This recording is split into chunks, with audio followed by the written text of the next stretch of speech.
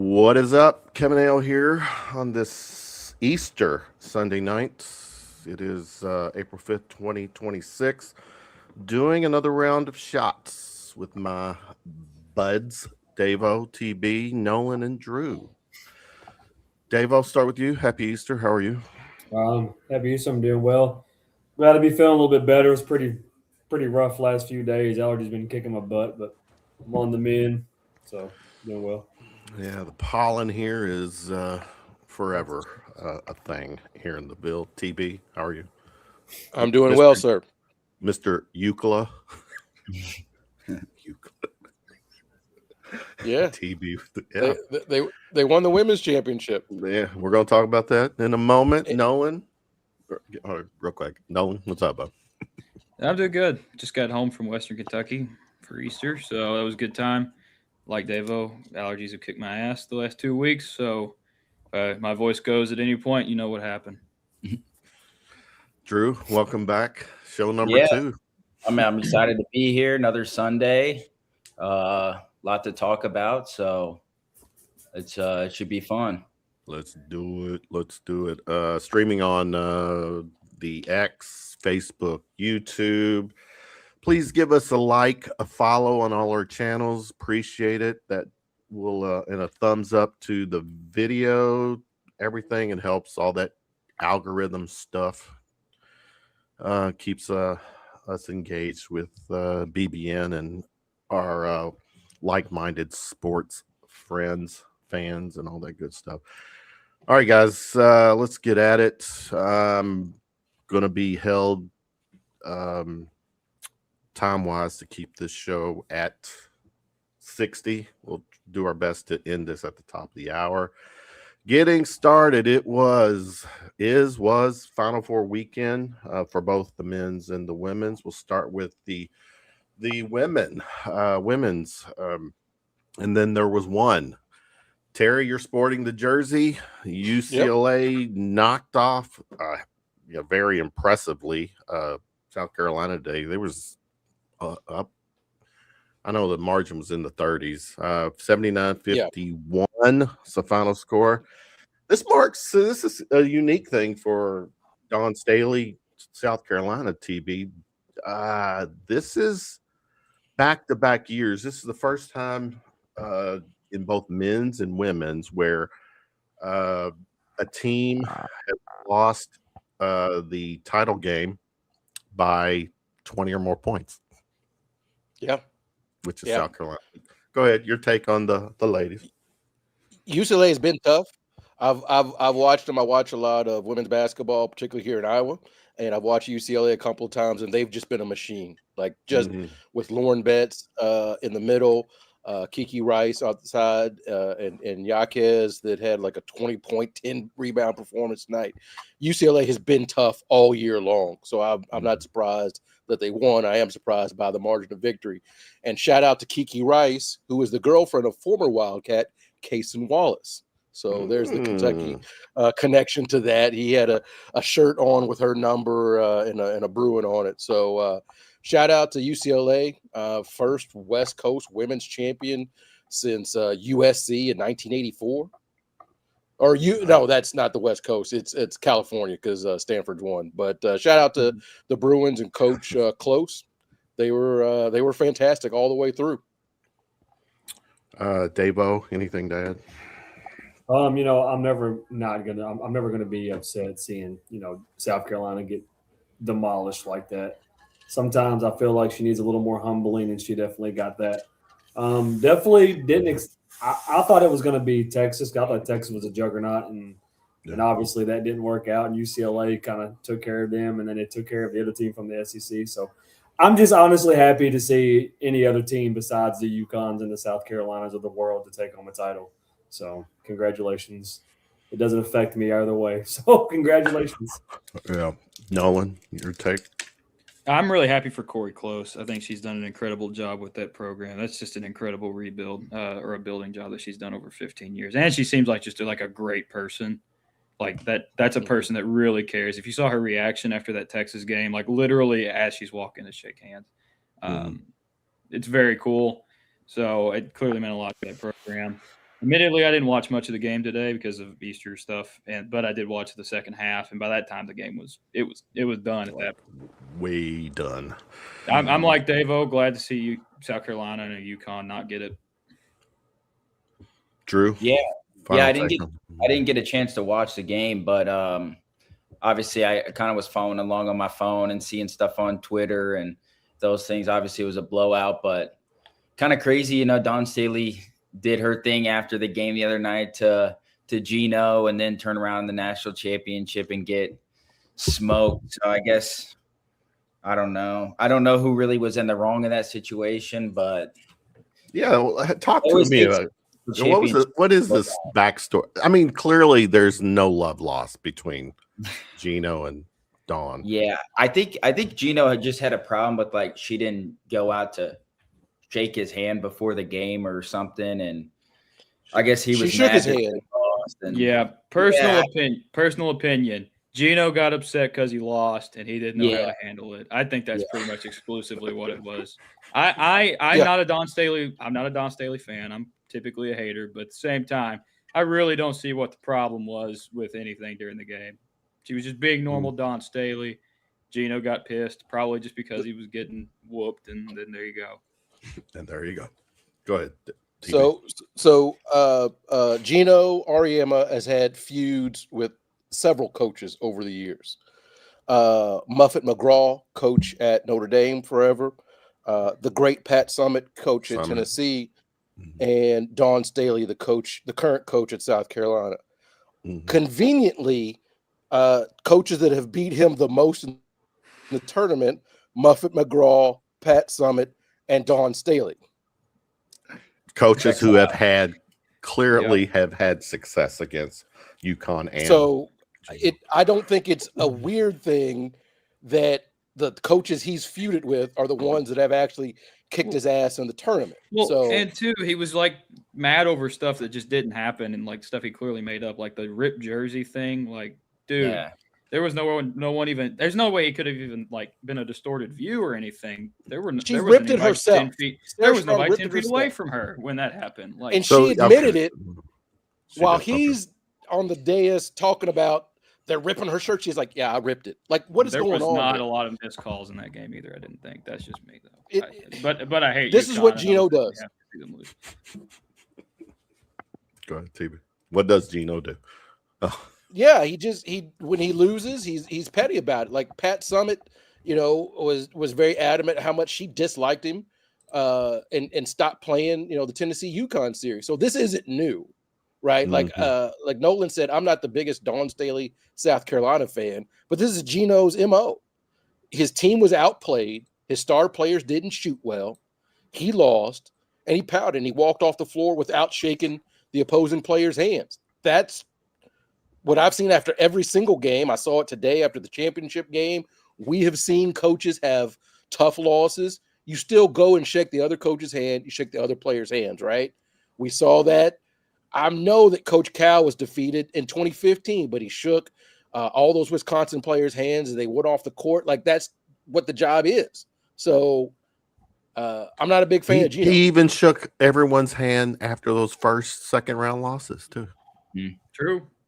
The game that got him pretty much fired, he shook the hand of. He always showed respect at the podium in the press conferences as even well. Dan Hurley last year, I know he blew up afterwards after the loss against Florida, but he still shook Todd Golden's hand, and he waited until he was in the locker room before he said something stupid. But Yeah. So I'm not a Gino fan, but yeah. Yeah. All right. So UCLA takes the title on the women's side. The men's final game Monday night. It will be UConn and Michigan. UConn beat Illinois yesterday, 71-62, and Michigan dominated Arizona, 91-73. Michigan's run, guys, is in this 5-game stretch. Let me see where my little notes are here are. They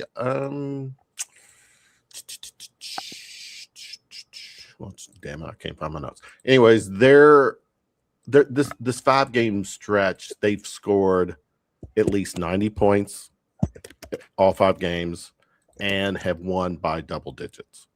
I mean, it's definitely an impressive run for them.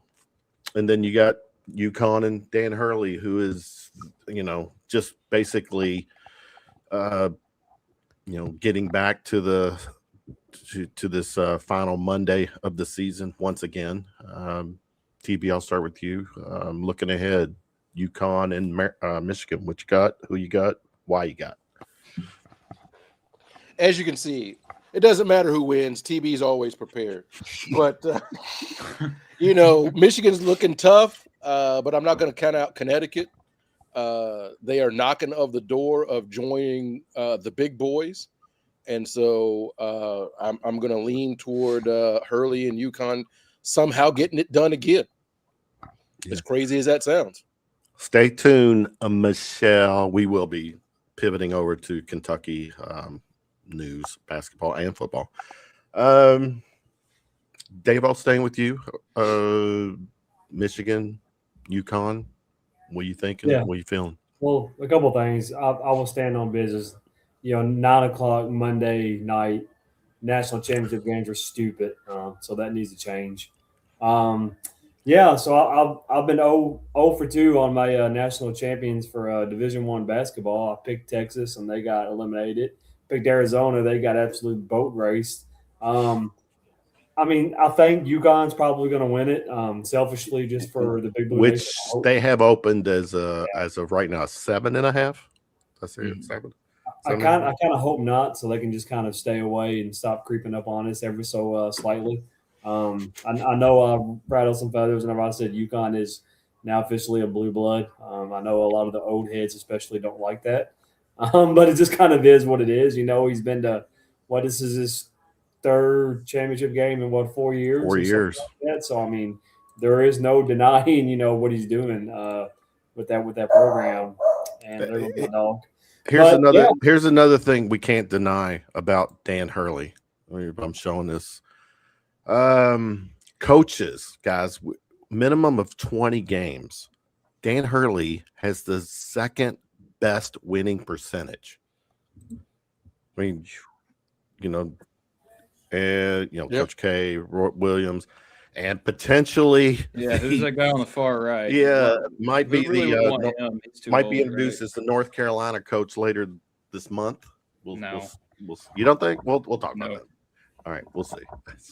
And we was talking about Dan Hurley and NBA jobs opening, and what was it? The Knicks or the Nets came open? Lakers. The Lakers. He turned the Lakers down. Yeah. So they're coming after him. He's saying no.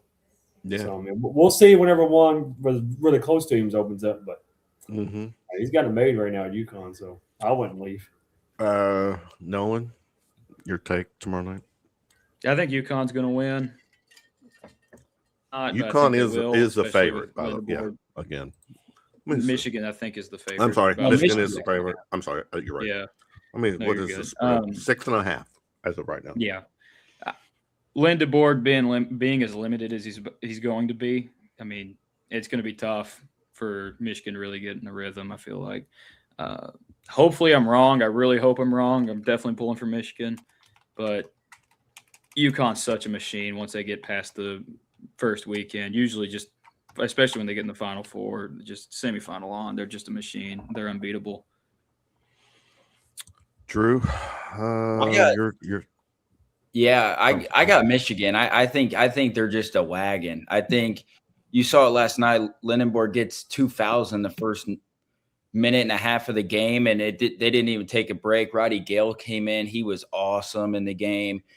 I just think they're too good. Obviously, the Yaxel injury might cause some issues, especially on the defensive end, because UConn runs a lot of actions, and that could get really tricky depending on their defensive game plan of him chasing around some of the UConn wings and guards and stuff. But I think this Michigan team I think they're incredible. I think they've been that way all year, and I think they're going to win tomorrow, and I think they're going to be in that conversation as one of the better college basketball teams we've seen in the history, just of the pure dominance that they've had. They're up there with some of the best that we've seen in college basketball. So I think they get the job done. okay. Sorry, mute. Let me share this other little nuggets. Since 2000, guys, UConn 7 Final Four appearances. You see the rest. They're tied with North Carolina and Michigan State. TB, you've taken a few dings because you have labeled UConn as a blue blood. Talk to us about that. Hello. I mean, you know, they're going for 7 championships since I graduated high school. That's pretty remarkable. If they win, they'll be number 3 all time, and that's only UCLA and Kentucky. Like, how are they not a blue blood at this point? You can't call them a flash in the pan, right? You know, they won back in 99. They won. Ray out. Who was that year? What was it? Who was the star? UConn has figured it out on the men's and women's side. The coaches. That was Rip Hamilton. Yeah, Rip. That's it. Yep. Hamilton team. And Khalid El Amin. And then 04 was Okafor. So there you go. You know, when it comes to UConn too, there's also this. Let me see. UConn is the only FBS public school that spends more money on basketball than football. Could believe it. And the you look at what what the women have done under Gino, but look at Dan, what he's done. I mean, it's this run of his since 2023, 2 titles, 3 Final Fours, 17-1 record. March Madness record. I mean, it's don't get it twisted.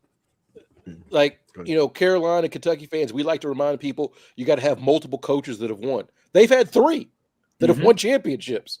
Yeah. Like, no one really remembers Kevin Ollie. I do because I'm a Kentucky fan, but it's Jim Calhoun. It's Kevin Ollie, who, you know, most people couldn't pick out of a lineup. And then it's Dan Hurley. Like, it's 3 different guys that have won championships. Like, and our Cats have been a victim to 2 of those directly, right? So at this point, if you're saying they're not a blue blood, they're not at the big boys table, they're more of a blue blood than Arizona, because people keep trying to slide Arizona in. And basically Arizona's history is what Cal did his first 6 years at Kentucky.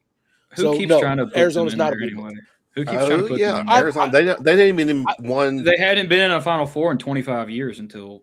But I know everybody swears I make stuff up, but I've seen people repeatedly. There was an ESPN guy quote tweeted like, "Y'all keep sneaking Arizona in, like we don't know what their resume is." Like Sean Miller, 5 Final Fours years there, but he never even made one. And one title, like Yeah. that's not blue blood. But UConn, yeah, because they're kicking everybody's ass over the last 30 years. Yep, agreed. Okay, so real quick, TB, you got who tomorrow night? You have Michigan. Who'd you say you got? It really doesn't matter because I'm prepared either way, but I'm gonna go with Connecticut. All right, because that's that's the the cleanest if you jersey. Stay ready. You ain't got to get ready, man. Like this is Ray Allen. This is Jesus. That's right. On this Easter Sunday, and this is my tractor trailer jersey for you old heads. So Robert, it doesn't really matter. You will see a picture of me in either whoever wins. So it'll look like you were a fan of whoever, right? Because you'll sport the jersey. Davo, long time fan. Yeah, Davo, you have who? UConn? Did you say UConn? I think UConn just because Michigan's a little banged up, and I think Hurley's just kind of on a rampage right now. So, all right. And Nolan, you said I got UConn. Same reason, banged up, like us in 2014, right? Yeah, and Drew. I'm the only one with Michigan. Yeah. I hope I'm wrong. I really hope I'm wrong. I hope everyone knows that I'm not like happy to pick UConn. I hope Michigan wins by. I think Matt in the chat's on my side though. He said great take. So shout out him. Yeah, you're still outnumbered. It's good. All right. You got one fan there. All right, that's the Final Four, man. I can't lie. I think I speak. I'll speak for me, but I think I echo a lot of Kentucky fans that it's always disappointing for this weekend to come and go, and our beloved Cats are nowhere near the conversation. Hopefully it'll change. Real quick for all of you, I was 10 years old last time Kentucky played in the Final Four. I'm a taxpayer and I can buy a beer and all that now. So there you go. I think I was 11. So there you go. We were both in elementary school. Maybe 12, something like that. Well, fuck you guys. I was 26. Not bad, Davo. Hey, it's a good way to put it. Well, though. At least you get some good experiences though when you were a kid. Like I was 9 years old when they won the national championship. I can barely even remember that. Oh, that was like my second year. It was my first year of actually following the whole thing, and my second year of being paying attention. Okay, which probably ruined my life to look at it. The first year was a national title, but whatever. All right, I get it. Dragon. Some of us are old, some of us are not. All right, Kentucky men's basketball. The portal. Drew, correct me if I'm wrong. Officially begins tomorrow after the game. Tuesday. Or it actually begins technically Tuesday or right after the game? Oh, it might be after the game, like midnight or. Well, then that would be Tuesday. Yeah. That would be, and it's pretty likely a 9-18 tip off. We'll be pushing. You got to change it. Bullshit. I'm telling you, you got to change that. Yeah. All right, Drew, this is step up. Give us the latest and greatest with the men's basketball portal recruiting. Yeah. So obviously over the last week, you started to see some guys departure and head out. Jasper Johnson entering the portal, Brandon Garrison entering the portal, Jalen Lowe entering the portal. I believe that's it right now, just 3 of them. I would probably say, I don't know, just guessing, nothing confirmed, but I would say maybe a couple more, 1 or 2, maybe 3 more could enter, just depending on some late I guess, negotiations or conversations and stuff. So keep an eye out for that. I guess with recruiting, negotiations, that is where we're at now. Yeah. And then obviously there's a lot of talks about a lot of guys out there with the portal of who Kentucky could reach out to. I don't, I could name you 100 guys, but I really don't want to do that right now just because things change so fast. So we have to be done by 10 because of exactly. Yeah. So you're going to see it on Tuesday. There's going to be a lot of, reports coming out, guys visiting, guys having phone call conversations with Kentucky, and then you'll see it going pretty fast. But keep in mind too, just because guys are not from our current team in the portal on Tuesday does not mean they can't enter. The portal window is from April 7th to April 21st. So guys can only enter in that window. They can't enter when the window closes, but guys can still commit when the window closes. So pay attention to that. And then I saw a comment about Stokes to KU. I think there was some confidence in Kentucky's side about a week or so ago that they could kind of make a late push. It's not guaranteed, things can change fast in recruiting, especially one that has dragged out this long. But from what I've heard over the last probably 48 hours it seems like it's headed that Tyron Stokes will be going to Kansas. So we'll see. Maybe Kentucky can throw a Hail Mary late. Damn it. But we'll see. We'll see about that. Nolan, anything you want to add when it comes to the portal recruiting? I'm not an insider. I'm not locked in. I don't know anything, but I will say about the Stokes thing. Pope needed that. Needs whatever. He needs a win bad with this portal class. That's just so evident. I think they know that. He's going to have to, even if he doesn't get Stokes, he's going to have to go get the high-end talent in the portal, or else it's just going to be rough next year regardless. I mean, but I've said that like 150,000 times. Stokes also had an interesting exchange with a fan today. It looked like on Instagram. That's not a good sign to me at all. Is that the one where the UK fan said he was had committed or what the That's the one. That's the one. Yeah, I can read it here. He says, "Y'all actually make me laugh. Y'all realize I'm an 18-year-old trying to make the biggest decision of my life while the whole world is basically rushing me. Decisions like this take time, and there's lots of things to factor in other than money." And then he had like the facepalm emoji, whatever the heck. So yeah, not a good look, especially after the potential thing that came out about Pope and Cal. And yeah, I think he needs Stokes bad, but it just doesn't look good. It doesn't look good if you got people like Drew saying that it looks like it's going to Kansas. People like Drew. Well, people like Drew. Yeah, I trust him. We trust. We know the three, Lowe, Johnson, and Garrison entering the portal. Do we anticipate any of the others? Yelovich, I would be shocked if he came back. Better yet, who do you think comes back? I feel good about Colin Chandler and Malachi Marino coming back. So there's no real truth or story there with Chandler potentially going back to BYU, or I think there was, and maybe there still is, but I would be shocked if he really entered the portal and left. I just don't really see it, but obviously, things can change fast. You never know. I mean, so we'll see. I feel good about Malachi coming back. Which one of the guys have? I know a few have definitely committed to next season. Who has? Nobody right now has 100%.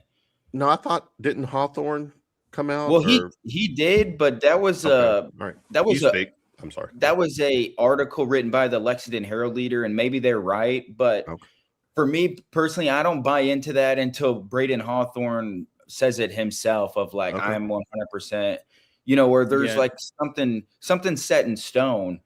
Don't forget Cutter Boley was coming back, according to Yeah. Mark Stoops. Yeah, that's a big thing. So these things change fast. Until a player really makes it official with a video or a picture or just a tweet or something of like, I'm coming back, I don't buy it. And who knows, these guys might be still hanging around for the next week or so, and then a week, Kentucky could get a commit from somebody, and then one of them decides, Kentucky got this commit, I'm going to enter the portal now because that's just changed my role or those things. So I'm surprised, honestly. Some of the guys I kind of expect to enter the portal potentially, or I would say it's likely for them to. I'm surprised we haven't seen those guys do it, but these things are weird. Sometimes it's agents wanting them to hang around at Kentucky just to be safe, because for a lot of schools, once a guy enters the portal, Coach Cal talks about this. If you enter the portal and you leave, he's not letting you come back. Mm-hmm. Like, I don't know how Coach Pope would feel about that. Like, let's say, I don't know, just hypothetically, Jasper's in the portal. He doesn't kind of get offers that he thought he would, or playing time, or, calls Coach Pope and like, hey, I want to come back and play at Kentucky. Like, is there a spot for me?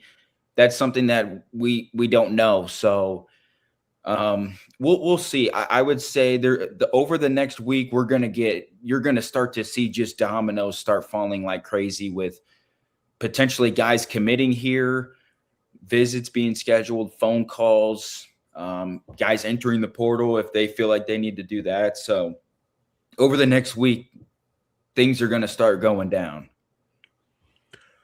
Yeah, the comment here in the chat, Kentucky has had many role players, no studs. I mean, wait, you could argue it might have been, a stud. I mean, but I get your point. I mean, it's talent-wise, and this was, let me shift gears, because one,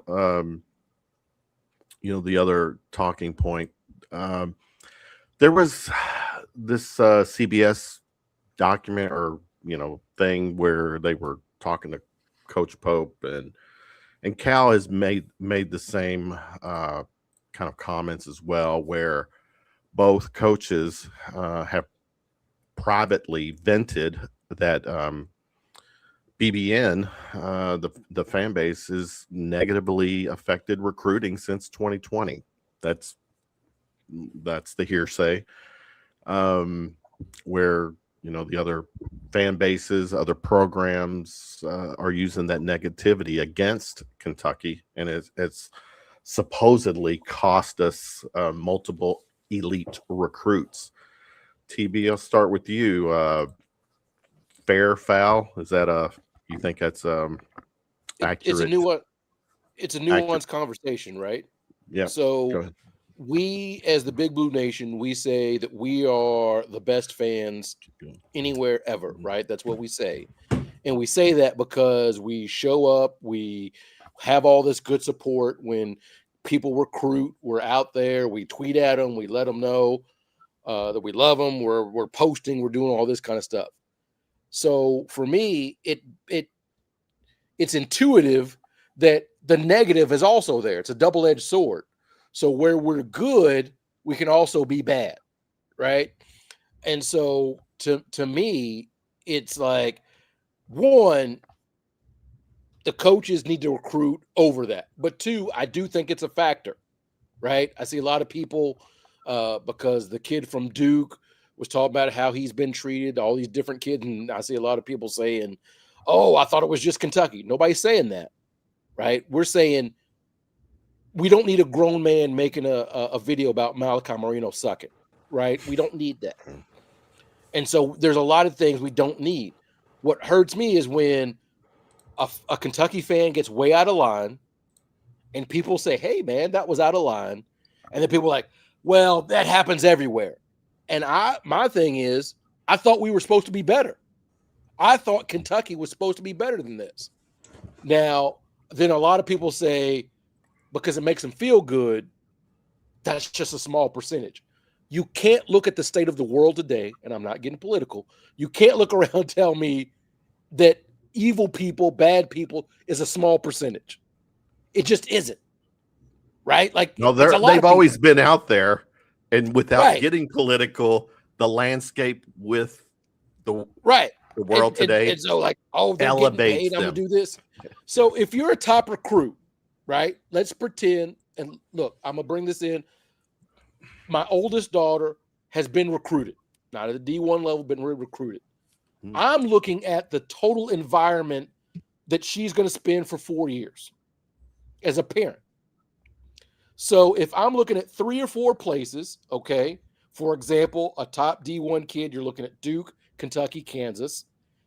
Everything's the same. NIL is equivalent. I want them to go where they're going to have the best experience. And I don't want you fucking crazy people in their social media mentions coming up to them at events. So to think that we have no effect on these kids is stupid.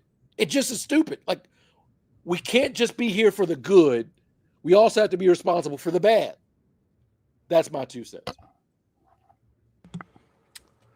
That was it might have been more closer to 3 cents. Davo, jump in. Your take on this tone. There may be some truth to it.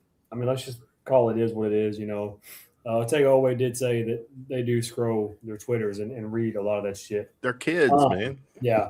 Well, they're adults, but you know, young adults, young men. Yeah. So it's very fair, especially nowadays. I know we always talk about the way they get paid and stuff now, but so for one, you should never be an asshole or threaten anybody on social media in general, just whoever you are to anybody in general. But it is fair to be critical of their play, right? I mean, especially, I know TV nowadays, especially when they are getting paid now, like professionals, it is okay to be critical, and it's also good to praise them as well whenever they do good things, like hit a 50-foot shot to stay in the tournament against Santa Clara, right? So that's awesome. But at the same time, there's no room in this world to be a dickhead and tag these players and threaten them and call them all kinds of vulgar names and race. I'm sure all kinds of racist remarks and stuff. Like, that shit ain't cool. If I was a top talent, which I'm not, and I was lucky enough to play a little bit of varsity basketball. That's as far as I got. But if I was, I wouldn't want to put up with that shit. But I mean, there's going to be fans like that all over the place. It just kind of is what it is, and it's not fair to the players. And yeah, basically what I'm saying is quit doing that bullshit, right? Praise them, get mad at them, but stop tagging them and stop threatening them. Okay, it's stupid. Nolan, 5-10 years ago, we would say, BBN, leave the student athletes alone. They're not student athletes anymore. I mean, they're in a sense getting paid to do a job. I mean, does it? Yeah. I see. No, in no way ever is it okay for, I think, any fan to just go at someone and talk about their fan, all this shit. But at the same time, too, if you're a loyal, fan who puts their time and money into the program, I mean, you know where I'm going with that. But it gives you the right to criticize. It doesn't give you the right to send a text message death threat to a player and call him a racial slur and absolutely whatever else. Yeah, look, it's a really touchy subject, I know, to a lot of people right now, but I don't know. I'll say what I want. I don't think it hurts as much as people think it does or are acting like it does. There's no way that Tyron Stokes or whoever else has looked at the fan base of Kentucky and goes, well, I love Kentucky, but they have a crazy fan base. And this one guy said this one thing. I'm just never going to go to Kentucky. That definitely is not the main. Well, the thing is that Stokes might not say it, but but someone might be saying it. There may be a couple guys out there, but that's not what's causing what's happening in recruiting. What's causing what's happening in recruiting is pretty much just that we have a head coach that has no idea how to connect to these top end talents. And he comes off strong, and I think he just doesn't have the same values as a lot of these guys do. And blaming the fans is a cop-out. It's a cop-out answer. But at the same time, I'm sure it has had an impact. That being said, though, I mean, I agree with this comment that says we need to ban the people that are texting, messaging these kids directly, calling them out and telling them they suck. That's probably true. Messaging them directly is my big thing. Criticizing their play, like I had a tweet where I said, like, I've made the same amount of layups as Brandon Garrison has at the University of Kentucky. I'm not trying to defend myself on that, but that's not me saying like something really personal about Brandon Garrison. I didn't go at him or, come after him personally. But was that factually correct, Nolan? No, it wasn't factually correct. It wasn't supposed to be, Kevin. It was a joke. No, my point is that if it's true, so what about if it hurts your feelings? Facts don't give a shit about feelings. So I think what we're doing is conflating criticism with the hate stuff. That's pretty much exactly what I'm saying. Yeah. So what we're doing as fans is like, well, you're a professional now, so why? Like these guys that get the players that get on TV that talk about the abuse they're suffering.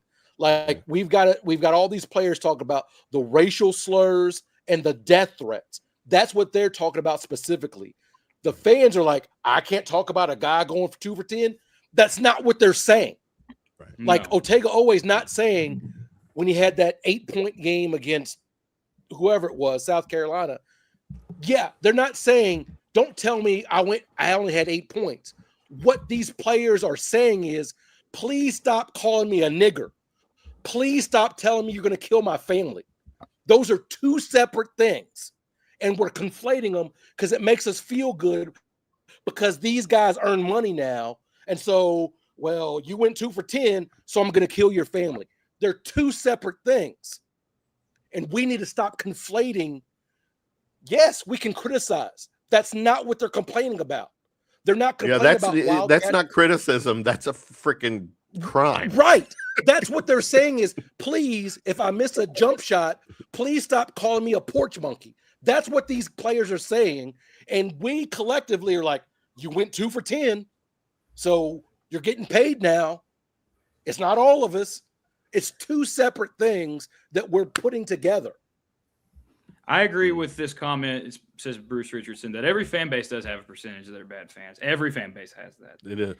But at the same time, the problem is we're such a huge fan base that our largest. 3% is probably more people than a lot of others. Yes, exactly. And the same goes for Duke. They're a large fan base too. That's just going to be that way with them. Yeah. So the Caden Boozer stuff, and that's not to which he's likely going to be transferring out of Duke as well.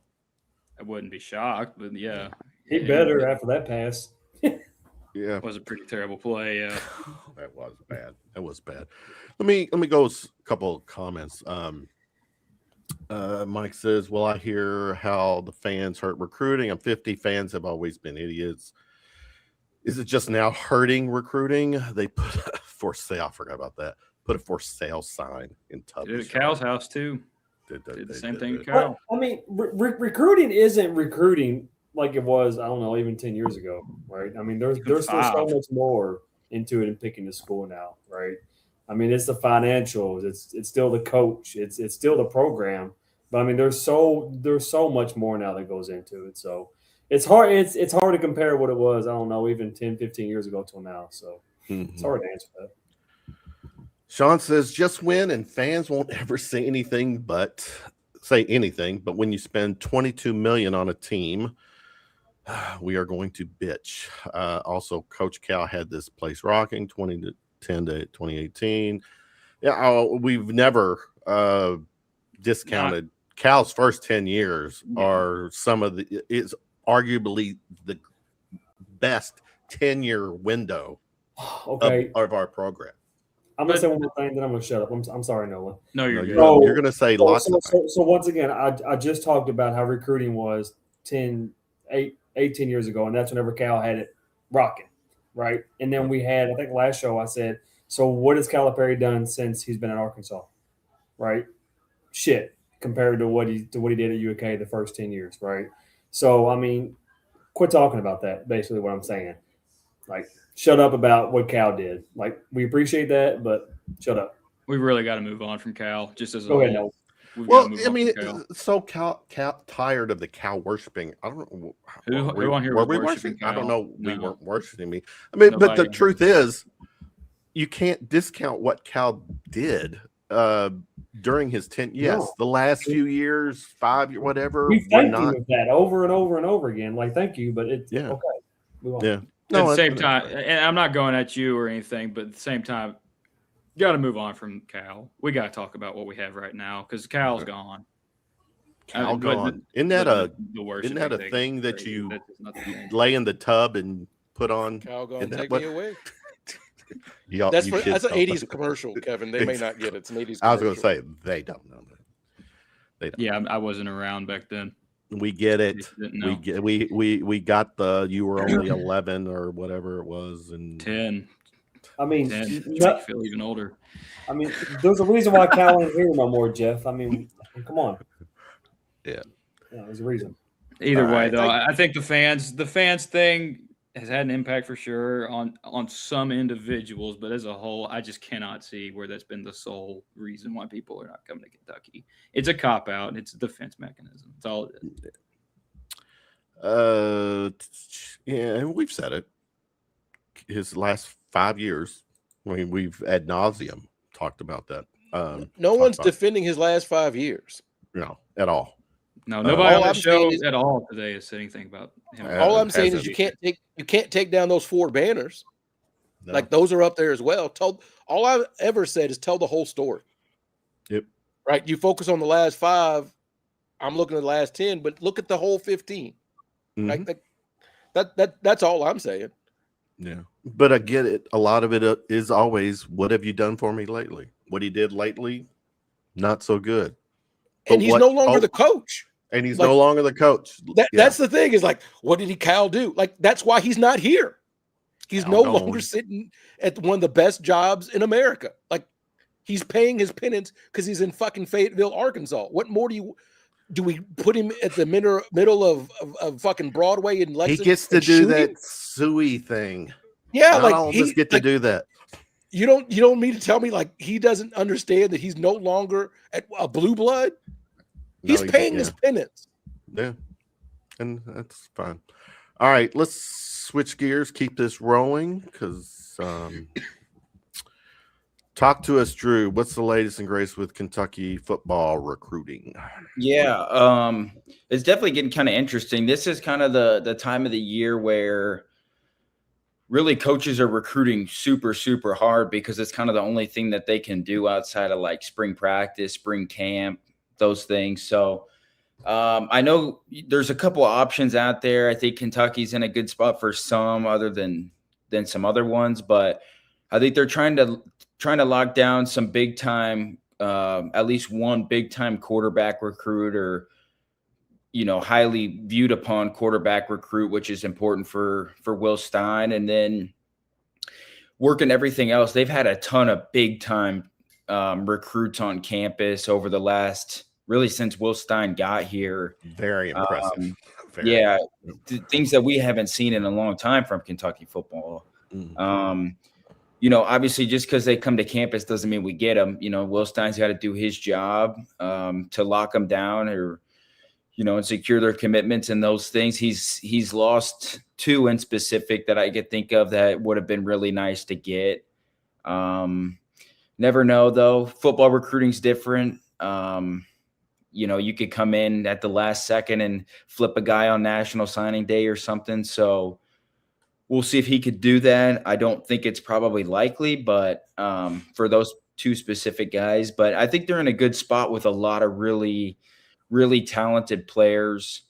And hopefully, over the next month and a half, they can maybe get some commitments or start pushing their way into some of these big time kids and put themselves in a good spot before the season starts, because, when the season starts, you can't recruit as hard as you do in the off season, but you kind of get the games to get guys on visits and stuff. So I like where they are, and we'll see kind of what happens over the next few months or so. But I expect Will Stein to bring in a pretty pretty solid recruiting class. I'll say that. Davo, from what you've seen, just from the social media landscape and from all of our friends and partners who are posting about football, what are you thinking, feeling? Yeah, So kudos to the UK media, just in general, UK football media. I mean, they've been sending out some killer videos of spring practice. Just seeing all those deep balls from Minchie, on target and not a lot of drops, which is pretty sexy to Kentucky fans over the last few years. Seeing all the drop passes, and just excuse me, allergies. 1 second. Okay, I'm better. And so yeah, and just seeing the mention of the tight end, about how Willie Rodriguez is, a stud, and like not getting him the ball would be like a bad idea. So it's awesome. Stein has came in and obviously gave us a shot of positivity that we've needed over the last few years, dealing with some very mediocre football. He's obviously bringing in some awesome recruits. He kind of got hired at a weird time, like his first day on the job was National Signing Day. And he was kind of behind on the 27 class too. So he's hit the ground running. The guy don't sleep, it seems like. So yeah, it's gonna be awesome. Super encouraging. Yep. TB, same to you. You're feeling with football right now. I'm excited. Go Cats. Go Cats. Nolan, anything to add? Yeah, I think he takes it incredibly seriously. Maybe a little more seriously than the previous coach had at the tail end of his tenure for sure in the recruiting end. But like with Snick, a driver, whenever they lost him, I think he took that really personally. Not on the player, but I think he definitely took like on himself. I think he thinks he needs to get every player in the state. And that's not over yet, though. I don't think it's referencing. Never know. You could slide in through the back door on signing day, and that's the thing with football too that people forget. A commitment is not final in football. It never has been. It never will be. More than likely. Not now. Not with this. No, and then the money's made it worse. To be honest with you, and even if he does go there, I mean, who's to say? You know what I mean? Yeah, he could go sit the bench for a year, and he's in the portal. And football is weird like that because there's. You got to be there for 3 years. There's so many roster spots. I think you get like 110 roster spots now. So there's so many guys that we'll see. But go back. Keep seeing a lot of like national guys are picking us too to be like, they think if anyone's going to be the next Indiana, it's Kentucky. They're big on Will Stein. I'm not going to go that far, but I already. Why? But why not though? Why not? Indiana just freaking. Their season is a freaking game changer right now. Hey, I'm going to stand my ground from what I've said for the last year and a half. Maybe we don't have to expect a national championship, but we can expect to at least compete for a playoff in a 12-team era every now and then. Yeah, I don't know if that's going to happen this year. This schedule is going to be a nightmare for year one, but we got a good. I mean, they're all nightmares at this point. Well, yeah, but we're in the SEC. That's how it goes. Yeah, and then the Louisville game on top of it, like you got 10 big time football games. Yeah, that's true. I was waiting for this. Someone to make this comment. Kentucky fans talk about football. We were knocked out 2 weeks ago. What do you want me to talk about? What do you want to talk about? I mean, I like to still do. I'd still like to hang with you guys out there on a Sunday night. The portal's not Rep your program. Who's your program? Rep your program. Yeah. Yeah. So we do have a show to do. We got to talk Kentucky sports. Yeah, nobody's going try to talk more than just basketball tonight. I mean, I know the guy at Tennessee did because UConn. We're a UConn show. You're right, buddy. We're a UConn show. No, that's his team. You guys might have to change your picks now and start rooting for Michigan. I'm still picking UConn. I'm going to still pick UConn. I got go blue. Go blue. I'm good either way. So there you go. But then you got to still have some of the Kentucky fans. They're not going to let Cal go. They're not. And no offense, guys, it makes for good conversation. It just does. Maybe, but dude, we got to move forward. We just have to. We just have to. Yeah. Hey, and, All right. and I will say this about the football program, just the way that Stein's running it in general. Like, the guy is literally running it like an NFL program. Like, he's got assistant coaches to the assistant coach to the assistant coach. You know, he's got all these different people working all these different analytic departments, all these different video coordinators and strength coaches and GMs and assistant GMs. Like, the guy is spending some serious money, and so he don't have to do like he is delegating a lot to some really smart people. What's the talked about football budget, Drew? Oh, I don't know. Ballpark? They got 70%, didn't they? Something like that. 70% of the rev share, something like that, of the between all the programs. I think it's pretty high. I mean, that sounds right. Probably. Pretty high, yeah. So that's why a lot of people talk about the money that's given to the basketball programs and the football programs. Like, the football team has a lot more mouths to feed, so of course they're going to get way more money, right? So that's not even fair. Yeah, that's true. So, but you're also in football going to get individually probably less bang for your buck on your deal. Yeah, that's fair too. Unless you're like a superstar. Yeah. Speaking of stars, Sporting News is celebrating their 140th birthday, which, that means they're old. 140 greatest moments in sports. So this is their top college basketball teams of all time. Again, I'm just a messenger here, but I will get everyone's take. TB, there's your Bruins, 1968. That's hard to argue. That team was, but number 2, Kentucky's 1996 team, guys. For the kids on this show, that was Pitino. That team. Really, I thought it was Joby Hall. Oh, here we go. Yeah. This look at this. This right here alone. Jesus Christ. TB, I'll start with you. I mean, that 96 team, fair. Number 2, definitely one of the top The teams. greatest team I've ever seen. Yeah, the greatest team I've ever seen. April 1st, 1996 was still one of the top 5 nights of my life, days of my life. That's after the birth of my children and marrying my wonderful wife. The celebration that night was fantastic. Watching that team compete as a freshman at UK, it was fantastic. I will fight anybody and say that the 1996 team could beat any team from the 1939 Oregon Ducks to whoever wins this year. I will fight anybody. That team is the greatest team I've ever seen. And full stop. Such a defensive team. They were, crazy. Ahead of that's last my 2 cents. And undefeated. I know these. No. Go ahead. Yeah. No, I just said, I got these young kids that were kids when the Calipari days, and then this tweet went out. I think it was Corey Price, like the last team to get to 3 championship games over a 4-year period. 96, 97, 98, Kentucky. My freshman, sophomore, and junior year, UK. I was spoiled as a Kentucky student, period. Yep. Well, they made sure I wasn't, because I had one of the worst runs in history of the school for my time in college at UK. So thanks for that, Terry.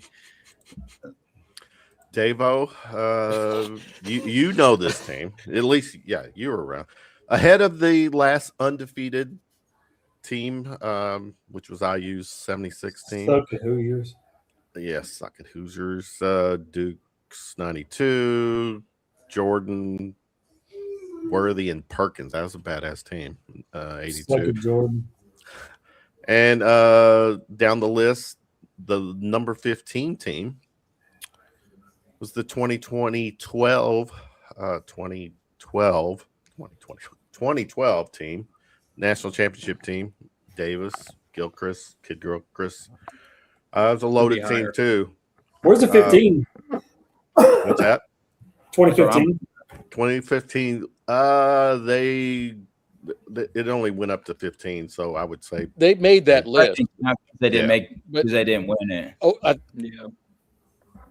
Yeah. So Yeah, but they didn't win. So, but they Yeah. won. No, yeah, that's a good point.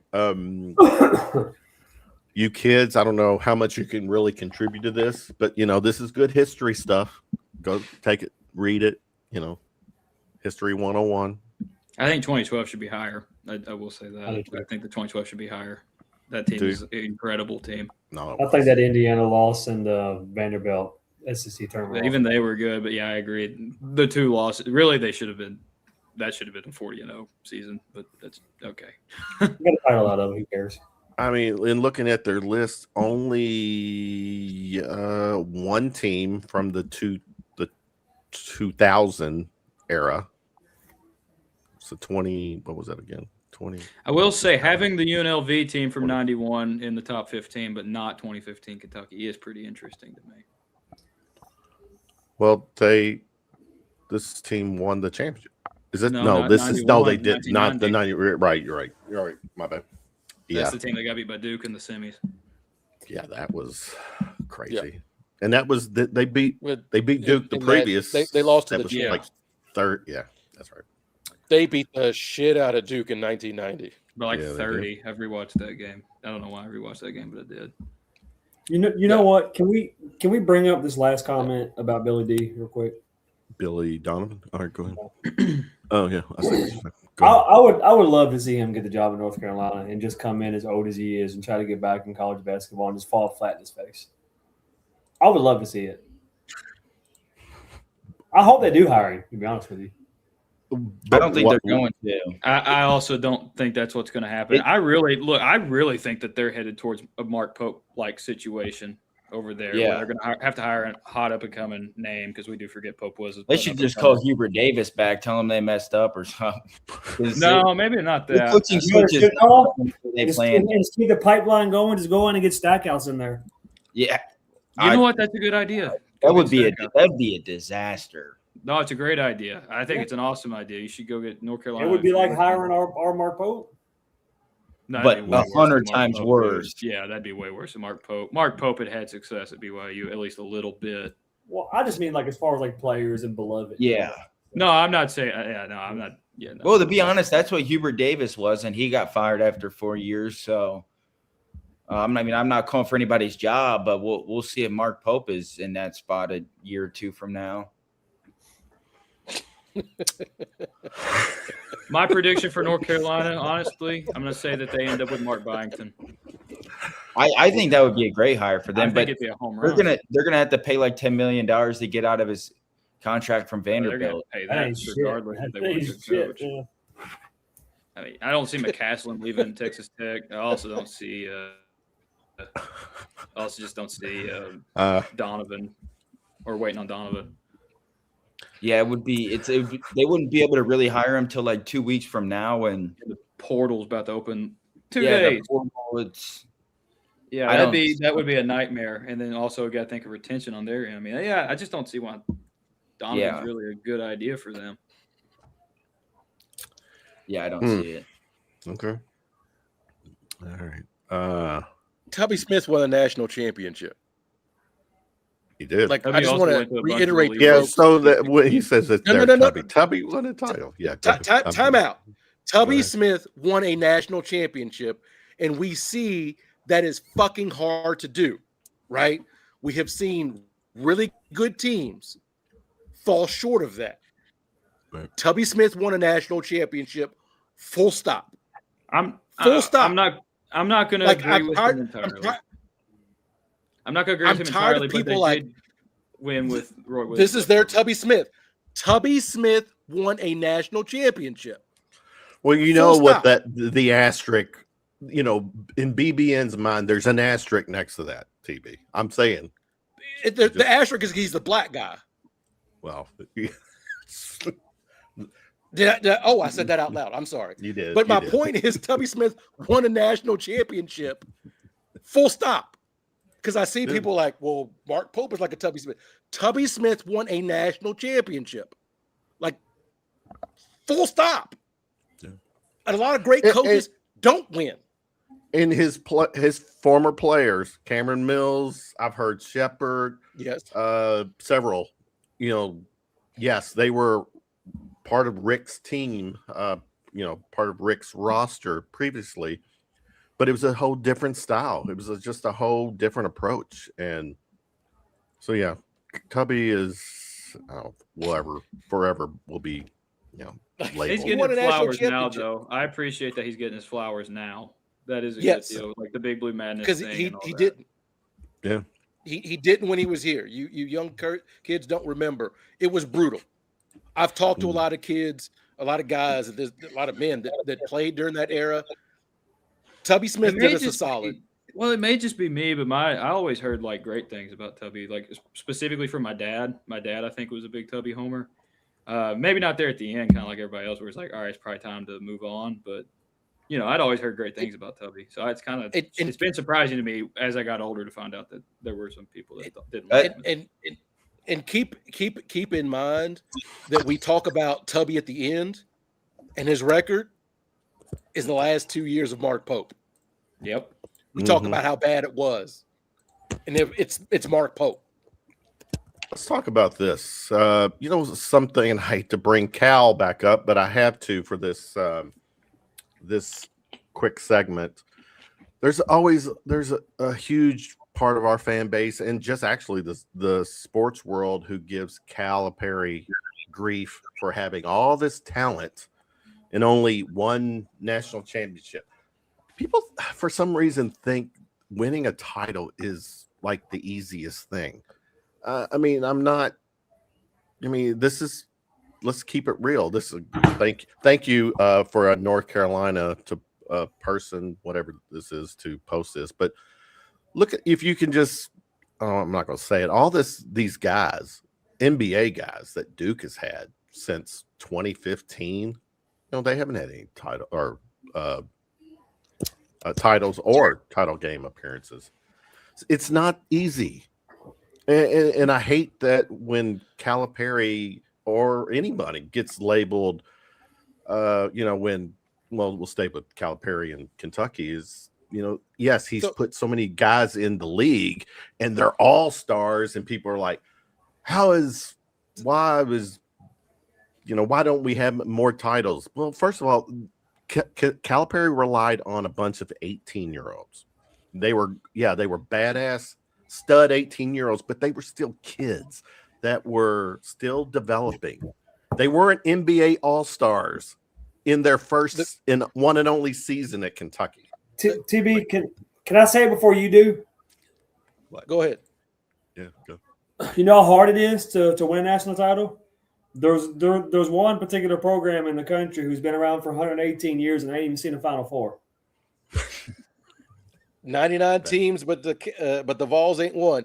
Let me just say the mental gymnastics on Calipari have been ridiculous. When he arrived in 2009 from Memphis to Kentucky, the conventional wisdom was you can't win with freshmen, right?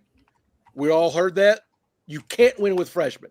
And then it became he didn't win enough with freshmen, right? Do you see how those two things don't match? Maybe it's just me, but you can't be like, you can't win with them, but you didn't win enough with them.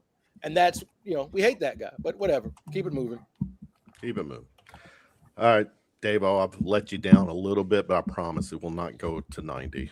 We're wrapping it up. I'm having fun. Okay. It's all about you. All right. I used to, not too long ago, be so into MLB baseball, Major League Baseball, that I literally could tell you probably comfortably almost the starters of every team. That's how I was really into it. That's for some way I lost my love for the game, and it just became kind of boring.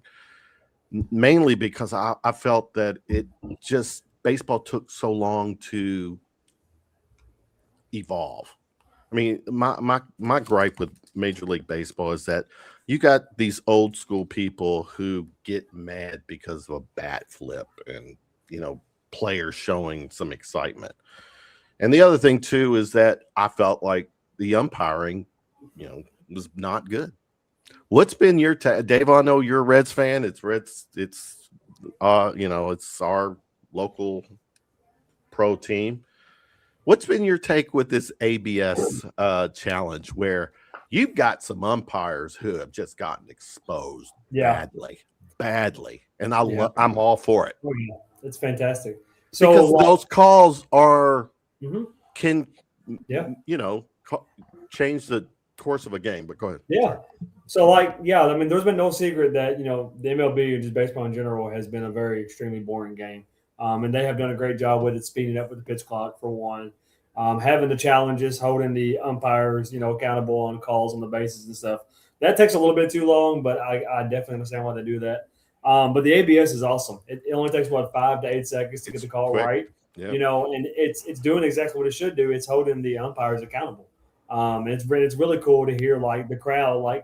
Sometimes the crowd gets even louder, for an overturn, or ball or strike call. And Gino, the Reds against, I believe the Pirates, I think, he did it twice, and both times, he got the call right, and the crowd freaking erupted. So it's awesome. I like it. It's speeding up the game. It's making it funner, and go Reds. Yeah, TB, recently I'm looking at this Red Sox-Reds game. This umpire had 6 calls overturned. Mm-hmm. Jesus. That's the thing. As fans, we've been asking for is some kind of accountability for the officials, right? The people oh, you go out there and officiate. That's not what I'm asking for. There just needs to be some kind of accountability for your officials, your umpires. And so I'm all for that, right? Longtime baseball people, we've always heard, oh, this is so-and-so strike zone. No, it's the baseball strike zone, right? You don't get your own individual interpretation of a strike zone, right? I'm old enough to hear in the NBA, Joey Crawford's travel is different from somebody. No, just do the rule as it should be, right? We all know. What is the travel rule? Is it 4 or 5 steps now before a travel is called in the NBA? It's a lot. I love the NBA, and I'm not going to shit on it, but I just think we've been looking for accountability for officials. So I'm all for that because everybody else is accountable. The players have to answer for why did you do that? The coaches have to answer for why did you do that? And so the officials get to make these calls that determine wins and losses and championships, and then they just get to disappear into the ether. So I'm all about accountability. There you go. Nolan, anything to add about MLB? Yeah, Angel Hernandez could have really used this back in his time. It would have been great if we could have had this in when he was still on. I don't think he would have been a fan of that.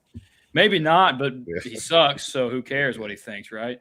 No, it's a good thing. I think we need to find other things like this for basketball, football. Football, they supposedly put the chip in the ball, but I don't think I ever saw them use it. One time, I think I saw them keep bringing the chains out, and I don't see where that's necessary, but still. We're getting replacement refs, too, so watch out for that. Mm-hmm. Heck yeah, let's do it. 2012, just like it's 2012, baby. 2012 was a great year. We should definitely repeat that all the time in the NFL. But no, I think it's a good rule. We should definitely look at other things like this in other sports. Drew, anything to add? No, I don't watch the MLB much anymore. I grew up. I was a huge St. Louis Cardinals fan. But as I got older, the MLB and baseball just in general, I lost my passion for it. But anything they do to improve the game, there's multiple things in college basketball I wish that were changed, the quarter system, I think would help speed the game up because you saw last night, Illinois, and I think it was in the Illinois UConn game.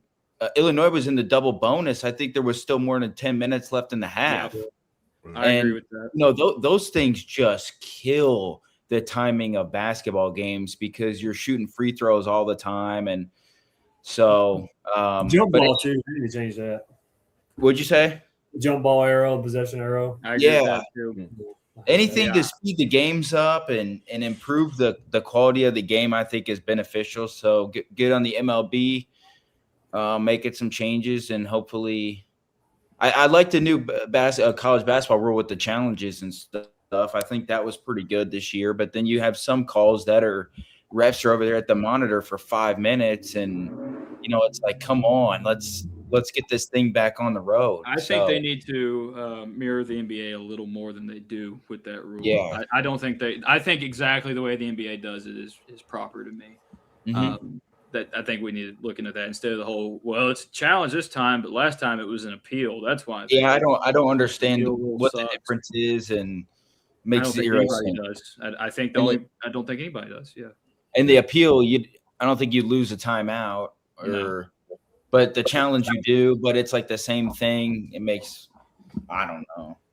Some people I think that are in charge. I don't think they know what they're doing. But only form of basketball that plays 2 halves and not 4 quarters. So probably should look into that. Probably. All right, let's conclude this. Final shot time, Davo. I've done my best. Drew, I'll start with you. Final shot of the night, sir. Final shot. Kind of sad every year, the night of the national championship game. When college basketball season's over, it's what I look forward to. It's what I do in my free time. So I always get kind of sad. Especially like when the one shining moment comes on. And the last few years, though, we've got screwed in watching that, seeing Jack Golke highlights. And so this year, I'm guessing Ortega's shot will be in there, which will be cool. And then on to, I guess I'll get into deep into the NBA and get ready for the playoffs there. But and then following the transfer portal. So, the season ends, but then the crazy season starts the next day. So, that's my final shot. The whole portal conversation should pick up on next week's show. So let's stay tuned. I would say by next week's show, there's going to be a lot of news, probably. A lot of news. This will be like, Drew, will you please stop talking? Nolan, final shot, bud. Yeah, first of all, happy Easter. I enjoy getting to go home. I enjoy getting to go to church with my family. That's a special thing. I don't get too religious, but it's a lot more fun to me to praise God with my loved ones. So happy Easter to everybody. And also, I hope with basketball that we can have good years in my adult life instead of me referring to me being 10 years old last time we were in a Final Four and 9 when we were in a title game. So I know I'm sick of it. Let's have some success so these kids on here don't keep reminding me. Well, we're going to enter at some point within the next 5 years, if nothing changes, where people younger than us are going to start changing the expectation of what great is at Kentucky basketball. So you got 5 years, whoever the new AD is, please don't screw it up. And that's about it. I like talking baseball. I'm not very shy about who I'm repping. Go orange and black. Probably back to another mediocre season. So thanks for having me. Always, brother. TB, final shot, bud. Final shot. This past Friday, I had my first colonoscopy, and I say that to share with men and folks in general. Take care of your health. Be preventative with your mental and physical health. And the colonoscopy wasn't all that bad. So take care of yourself, folks. Wasn't all that bad, huh? No, man. No, man. Okay. I mean, it wasn't I'm not going to do it again. Right, like I'm not going to go tomorrow, but next time take your legal pad with a bunch of fun facts about colonoscopies. I think that'll Hey, just for you, Nolan, I'm going to hold on to my notepad with all these notes in case I need to pull them out. I want to make a bet with you right now. If Kentucky makes the Final Four next year, will you eat 3 pieces of paper off of that notepad? Man, look, if Kentucky makes a Final Four next year, I will absolutely get a notepad. Like I'll eat a whole pad of paper. How about just a single Post-it? That would be no. If they make the Final Four, you gotta go all out. I will put barbecue sauce on it. I'll do all kinds of stuff if they make a Final Four. Barbecue sauce. You're keeping the stereotype alive, TB. Maybe we eat the Post-it note to try to bring good luck. That way we go to the Final Four, and then the whole notepad is for little appetizer. I'm holding on to it. Yeah, there you go. All right, I'll shut up. Davo, I'm trying to shut this down, and they're talking about eating paper. Dave, final shot. Yeah, stop being a psycho fan. Cheer for your team, but stop being psycho, for sure. Dan, what else was I going to say? I got lost in the paper talk. Yeah, stop doing that. Kentucky baseball, get it together. It's getting pretty annoying. You just lost a series to the worst team in SEC. Not good. Not good at all. Other than that, go Big Blue. And, the portal is opening really soon. It's out of a long process. Chill out. Don't sweat. Whenever we quote unquote whiff, please try your best to have hope and Pope because he's got year 3, and we've talked about that many times. He's got at least year 3. Yeah, so just hang in there. Let's just see what happens. Okay, enjoy the process, but yeah, stop being a dickhead. Recite my year 3 spiel. She knows it forward and backwards. Yeah, year 3. CB, I'm going to tag you every time somebody asks about that, so just be ready so you can explain. But people, stats don't lie. Mad at me. People are mad at me. People are mad. Like it's different, and it's not the same. And it's not. Like, I'm like, yeah, I covered 80 years of Kentucky basketball. It's changed, but Kentucky wins no matter what until now. But I need to be better. Love y'all. All right. Yeah. Good stuff as always. Nolan, you got your podcast. You got anything coming up? Yeah, just Breaking Blue. We're just going to be talking about portal. Me and Wyatt Huff, Kentucky Wildcats on SI. We'll just talk about the portal, talk about, whatever's going around at that time. Who knows who we're going to be talking about within 12 hours from now even. So, Drew is going to be fluid. Drew's a busy boy. I do look forward to next week. Next week's show should give us some good insight on where we're Hopefully we got some commitments and stuff to start looking forward to, not this depressing time in Kentucky basketball. We need some positivity. All right, guys. Although we believed in it last year and then we fell flat on our faces. So also just because we get one commit doesn't mean that we're guaranteed to win number 9 next year either. So relax. All right, guys. For this edition of Round of Shots on Easter Sunday, TB, Davo, Nolan, and Drew wishing everyone a good night, a good week.